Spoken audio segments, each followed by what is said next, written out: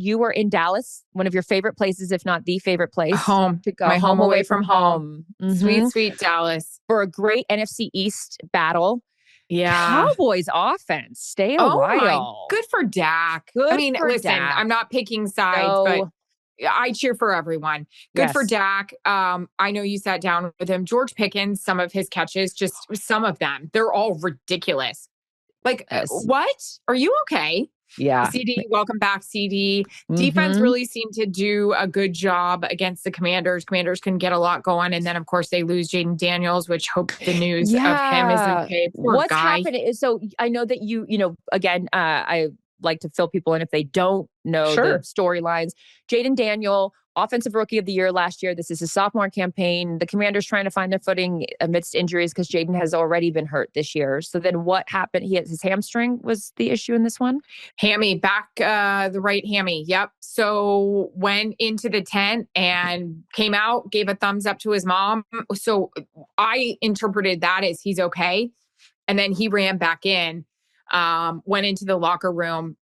And we didn't see him after that. And while I'm not sure what they were doing in the locker room, Dan Quinn comes out and says he wanted to continue to play. Obviously, the score got away from Washington, so they decided to keep him in. Not sure if he could have. I know that they had an MRI today. The doctor hasn't called to fill me in on what the latest report is. But no. But we'll see what happens. I could diagnose it. No, I'm kidding. Just bottom line, you hate when guys get hurt. He's such a good kid. Had a chance to sit down with him for our feature. He's just so thoughtful, sweet. It was funny to watch the year before I did a sit down during the divisional, how much he's grown. He's just so comfortable with them now. Very sweet. But yeah, Dak, stay a while. What a day for that guy. Happy for him. Brian Schottenheimer is awesome. Have you spent much time with him? I have spent zero time with him, but having been in Dallas the week before last, as you mentioned, with George Pickens and Javonte Williams, they could not say enough nice things about him. And I thought it was so interesting. They pointed out, they said, you know what it feels like? It feels like we're back in college in the best way.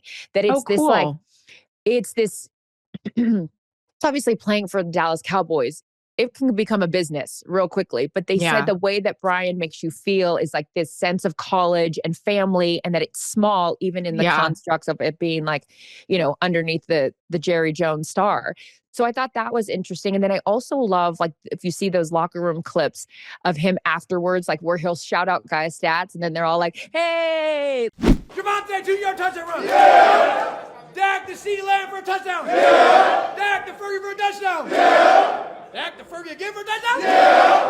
Like, there's just like this real, my favorite word, camaraderie in the locker room that those guys were quick to point out and talk about with him. So good for him, because when they announced him as the hire, and he had been with the staff for the previous couple of years, because I know him and Dan Quinn both were together, right, in Dallas at the same time. And it wasn't a sexy hire. It wasn't a big name hire that some of these, big coaches, big names that have had this pedigree to be a Dallas, like, say what you want. The Dallas Cowboys head coaching position has been reserved for only a few people. So when they announced Brian, I know a lot of people were like, wait, what? But it's proved to be an incredible hire, and guys love him. Can I tell you a great line Dan Quinn gave us? Kevin asked on our conference call, and Tom Brady said this yesterday on the broadcast, but if you didn't hear it, it's worth repeating. Kevin asked Dan Quinn on our conference call just what being around Dak meant to Dan Quinn, and now facing him, obviously. His answer was awesome. I'm a huge Dak fan. I know you are as well. He just said the building wanted to win for him.